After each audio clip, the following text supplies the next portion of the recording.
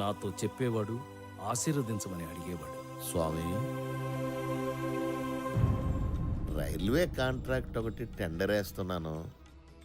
జై శ్రీకృష్ణ.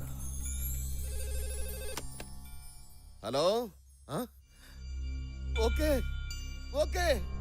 రే కొండ, మనకు మెట్రో రైలు కాంట్రాక్ట్ వచ్చిందిరా. నిజమా? అంత స్వామి దయ. ఒకవేళ చెడు జరిగితే అన్నా, మన కాటన్ గోడంలో ఫైర్ యాక్సిడెంట్ అయింది. 9 మందికి సీరియస్గా ఉందన్నా. తను చేసిన పాపాలు గుర్తు తెచ్చుకుని వాటికి ఆపాదించేవాడు. కృష్ణాష్టమి రోజు చికెన్ తిన్నాను, అందుకే ఇలా జరిగినట్టుంది. క్షమించు స్వామి, ఇంకెప్పుడు ఇలా కక్కుర్తిపడను. అంతేగాని నన్నెప్పుడూ శంకించలేదు. ఇలా కొందరిని ట్యాకిల్ చేసి దారిలోకి తెచ్చుకుంటే మరికొందరు ఆటోమేటిక్గా వాళ్ళంతటా వాళ్లే వచ్చేవారు. చంద్రకిరణ్ ఐపీఎస్ చాలా స్ట్రిక్ట్ ఆఫీసర్, వెరీ ఇంటెలిజెంట్. కాకపోతే కొంచెం అతిగాడు.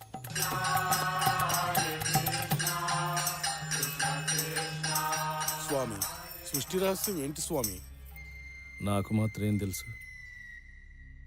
సృష్టి రహస్యం అంటే అదొక రహస్యం. ఆహా, దైవీ ఆయేష గుణామయి మమ మయ దురాత్యాయ మమేవ ఏ ప్రాపదయంతే మాయామేతం తరంతితే. సృష్టి రహస్యం అనేది ఒకరు చెప్పేది కాదు, నీకు నువ్వు శోధించి సాధించుకునేదని గీతలో శ్రీకృష్ణ భగవానుడు చెప్పిన విషయాన్ని సింపుల్ గా ఒక్క ముక్కలో ఎంత గొప్పగా సెలవిచ్చారు స్వామి. Doctor Shankar Melkote, PhD in quantum physics. ఇతను నా భక్తుడే. స్వామి, మనం చచ్చిపోయాక ఏమవుతాం స్వామి? చనిపోయిన తర్వాత ఏమవుతాము అనంటే చస్తే గాని తెలీదు. ఆహా, వైతరిని వరకు ఒకేలా ఉండే ఆత్మలన్నీ అది దాటాక చేసిన పాపపుణ్యాలే వాటి భవిష్యత్తును నిర్ణయిస్తాయని గరుడ పురాణంలో సూక్ష్మంగా విష్ణుమూర్తి చెప్పిన విషయాన్ని ఎంత తేలిగ్గా సెలవిచ్చారు స్వామి. జై శ్రీకృష్ణ. చూస్తుండగానే సంవత్సర కాలం అయిపోవచ్చింది. గజపతి, ఇంకో వారంలో నా కూతురికి ఆపరేషన్ చేయించాలి. నేను వెళ్ళాలి. ఇంత సడన్ గా వెళ్ళిపోతానంటే ఎలా? ఇక్కడంతా ఏమైపోతుంది? కుదరదు. నేను ముందే చెప్పాను సంవత్సరం తర్వాత వెళ్తాను అని. దానికి నువ్వు ఒప్పుకున్నావు. నా కూతురు చావు బతుకుల సమస్య. ఓకే ఓకే, స్టేషన్ లో గట్ట పనుంది, వచ్చిన తర్వాత మాట్లాడు. అంటే ఈ అసలు పెట్టకు, వచ్చిన తర్వాత మాట్లాడదాం చెప్పాంగా.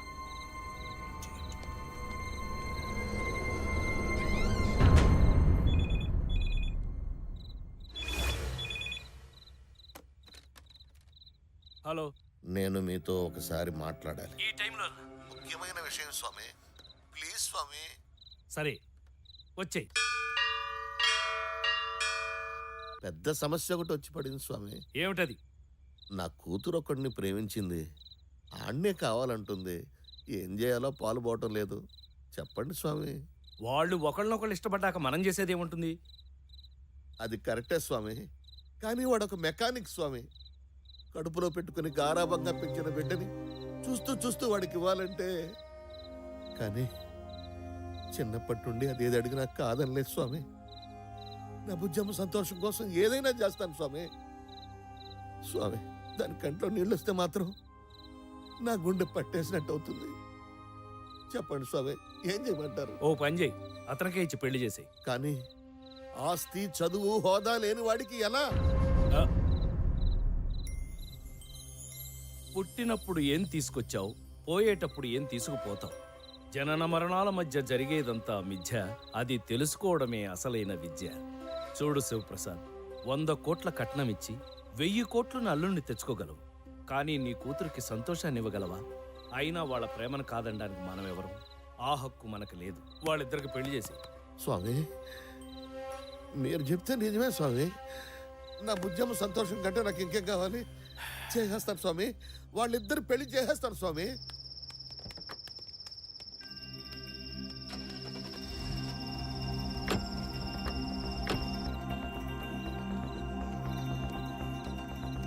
ఏంటి ఈ టైంలో శివప్రసాద్ ఎందుకు వచ్చాడు?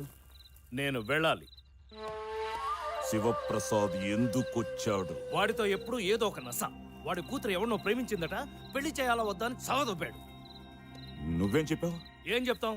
ప్రేమించింది ఆడు కూతురు, పెళ్లి చేసేది వాడు. మధ్యలో మనకేంటి? చేసేమన్నా.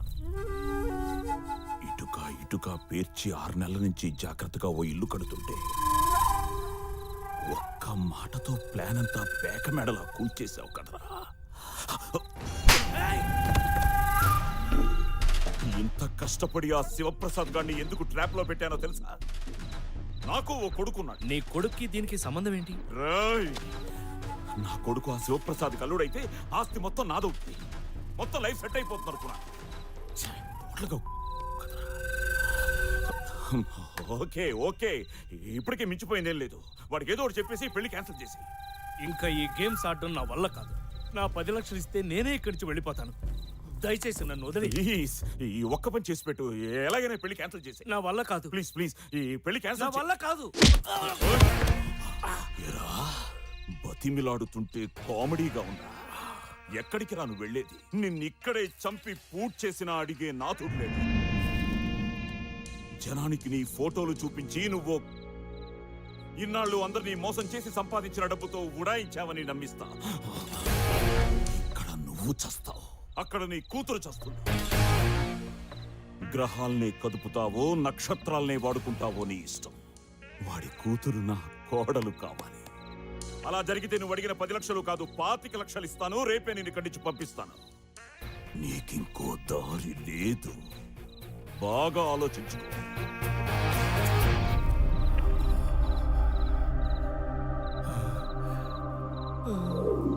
నాకేం చేయాలో అర్థం కావడం లేదు. అన్యాయంగా ఇద్దరు ప్రేమికులను విడదీయాలంటే మనసు ఒప్పుకోవడం లేదు. నమస్తే స్వామీజీ. ఏం స్వామి? స్వామి, ఏం స్వామి? ఏమైంది? ఏం జరిగింది What స్వామి? happened, స్వామీజీ? చెప్పండి స్వామి. Please tell me. స్వామి, చంద్రకిరణ్ గారు, మేల్కోటే గారు, గారు ఏంటి స్వామి? మేము మీ పాదదాసులం. ప్లీజ్ నా మాట వినండి. నేను స్వామిని కాదు, దేవుణ్ణి అంతకంటే కాదు. నాకు పరకాయ ప్రవేశం తెలియదు. నా దగ్గర మహిమలు మహత్యాలు ఏమీ లేవు. నేను ద్వాపరయుగం నాటివాణ్ణి, శ్రీకృష్ణుని మిత్రుణ్ణి అని చెప్పినవన్నీ పచ్చి అబద్ధాలు. నేను కూడా మీలాంటి మామూలు మనిషిని. అందరిలాగని నాకు కోరికలు, వీక్నెస్లు అన్నీ ఉన్నాయి. కానీ ఇదంతా నేను కావాలని చేయలేదు. అనుకోకుండా అంతా అలా జరిగిపోయింది. ప్లీజ్ దయచేసి మీరే నన్ను కాపాడాలి.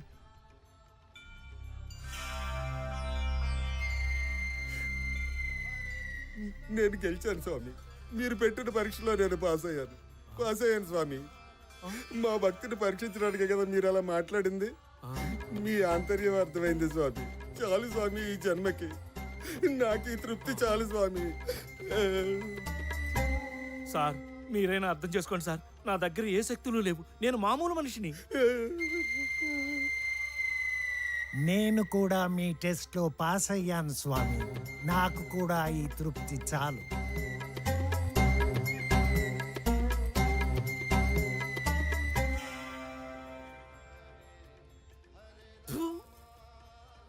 గజపతి మాట వినడం తప్ప నాకు వేరే దారి లేకుండా పోయింది.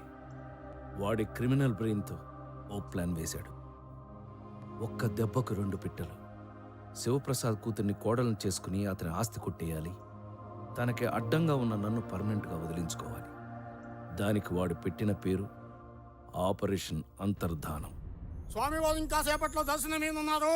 భక్తులంతా సంయమనం పాటించవలసిందిగా మనవి.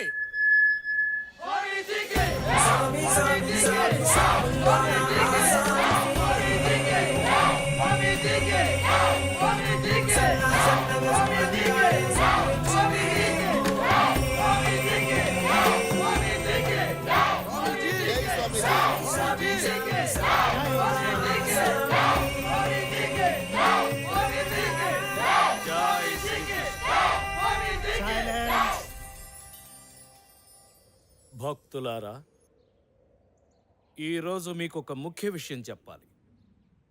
నా బాల్యమిత్రుడైన శ్రీకృష్ణుని ఆజ్ఞానుసారం ఇన్నాళ్ళు మీ ఈతి బాధలన్నీ నా శక్తి కొద్దీ తీర్చాను.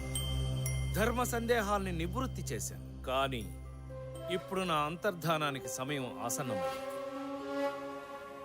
నేను మీ మధ్యలోంచి వెళ్ళిపోయే ఘడియ వచ్చేసింది. నిన్న రాత్రి శ్రీకృష్ణుల వారు నాతో మాట్లాడుతూ, మిత్రమా, ఇంకెంతకాలం ఈ మానవుల మధ్య ఉంటావు? ఇంకా చాలు. హిమాలయాలకు వెళ్ళి ధ్యానంలో కాలం గడుపు. అక్కడికి నేనే స్వయంగా వచ్చి నిన్ను బృందావనానికి తీసుకెళ్తాను అన్నారు. ఇక మీ నుంచి సెలవు. మళ్ళీ మీ ఈ జన్మలో నేను మీకు కనిపించను.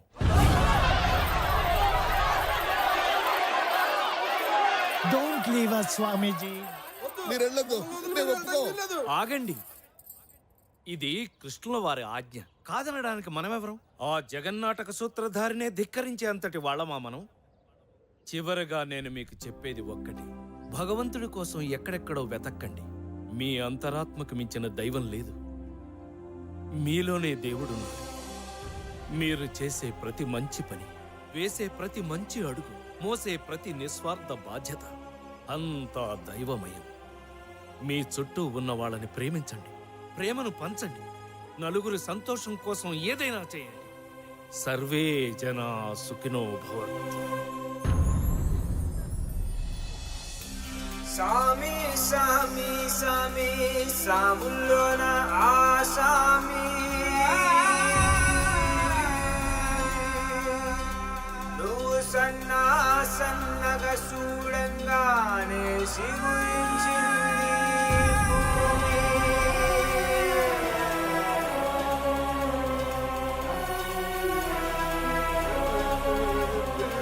మీరు వెళ్ళొద్దు స్వామి.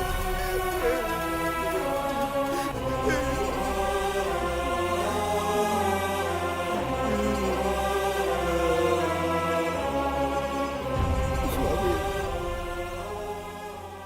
నీతో మాట్లాడాలి. లోపలికి రా.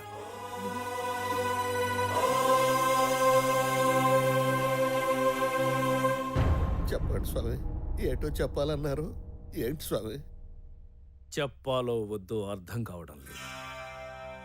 చెప్పడం సృష్టి ధర్మం కాదు, చెప్పకపోవడం గురుధర్మమూ కాదు. కానీ నువ్వు నా ప్రియ శిష్యుడివి, అందుకే చెప్తున్నా. వద్దు, ఈ పెళ్లి వద్దు. నీ కూతురికి కుదిర్చిన ఆ సంబంధం రద్దు చేయి. అదేమిటి స్వామి? నిన్న రాత్రి భవిష్యత్ దర్శనం జరిగింది. నీ కూతురు భవిష్యత్ కనిపించింది. ఈ పెళ్లి జరిగితే తను సుఖంగా ఉండలేదు. అష్టైశ్వర్యాలతో అల్లారు ముద్దుగా పెరిగిన నీ కూతురు అష్ట దరిద్రం అనుభవించాల్సి వస్తుంది. స్వామి బ్రతికినంత కాలం ఏడుస్తూ బ్రతకాల్సింది. ఎందుకు చెప్తున్నాను అర్థం చేసుకో. అంటే బిడ్డ ఎంతో ఇష్టపడింది. నిన్న అవునని చెప్పి ఈరోజు కాదంటే బుజ్జమ్మ బాధపడుతుంది స్వామి. దారిని పోయే దరిద్రాన్ని నెత్తిన పెట్టుకుంటానంటావేంటి? తెలిసి తెలిసి ఈ పెళ్లికి నువ్వు ఒప్పుకున్నా నేను ఒప్పుకోను. పోనీ నిజం చెప్పు, ఈ సంబంధం నీకేమన్నా నచ్చిందా? నాకు పెద్ద ఇష్టం లేదు స్వామి. మీరు చెప్పారని ఒప్పుకున్నాను. నీకు ఇష్టం లేక, నాకు ఇష్టం లేక, ఆ పైవాడికి ఇష్టం లేక, కట్టుకున్నాక ఆ పిల్ల సుఖపడక ఎందుకయ్యా ఇదంతా? వద్దు, ఈ పెళ్లి వద్దు. ఏంటి శివప్రసాద్? ఇప్పుడంటే మంచి చెడు చెప్పడానికి తమరున్నారు. తమరు వెళ్ళిపోయాక ఏంటా అని. ఆ విషయం కూడా ఆలోచించి నీ కూతురు జాతకానికి సరిపోయి ఒక అద్భుతమైన సంబంధాన్ని చూశాను. ఎవరు స్వామి? ఎవరో కాదు, నా ప్రియభక్తుల్లో ఒకడైన గజపతి కొడుకు. నీకిష్టమేనా? స్వామి, అన్నీ తెలిసిన వాళ్ళు, భవిష్యత్తు చూసిన వాళ్ళు, మీరు చెప్పింది జరగకుండా ఎప్పుడైనా ఉందా? మీ ఇష్టం స్వామి. నాయనా వేద, పిలిచాదా స్వామి? బయట గజపతి ఉంటాడు, రమ్మను.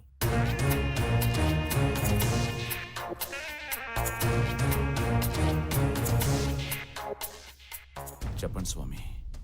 ఇతను శివప్రసాద్. గజపతి, ఇతని కూతుర్ని నీ ఇంటి కోడలుగా చేసుకుంటావా అని అడగడానికి పిలిచాను. చేసుకుంటావా? స్వామి, ఒకసారి మా అబ్బాయిని కూడా ఓ మాట అడిగి. అడుగుతున్నది నేను. చేసుకుంటావా లేదా? చేసుకుంటావా లేదా? తమ ఆజ్ఞ స్వామి. ఇక మీరు బయలుదేరండి.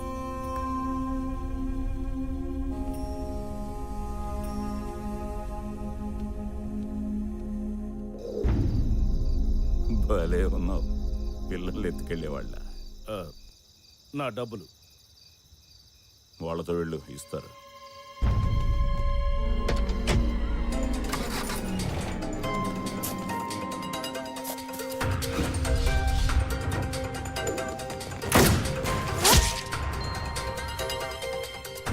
అది జరిగింది.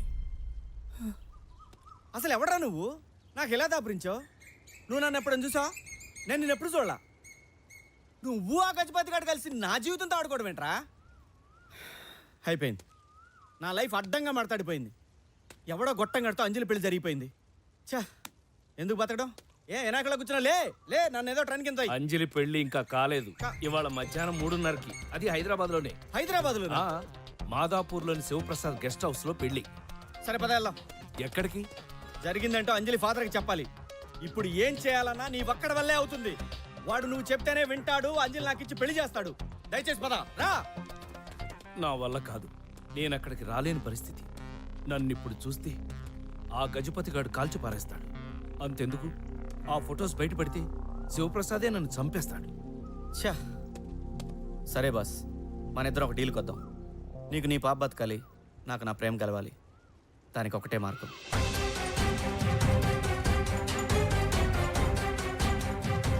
ఇది చాలా రిస్క్తో కూడుకున్న పని. చేయాలి. ఈ కృష్ణుని నీ దగ్గర పెట్టుకో. మనకు అంత మంచి జరుగుతుంది.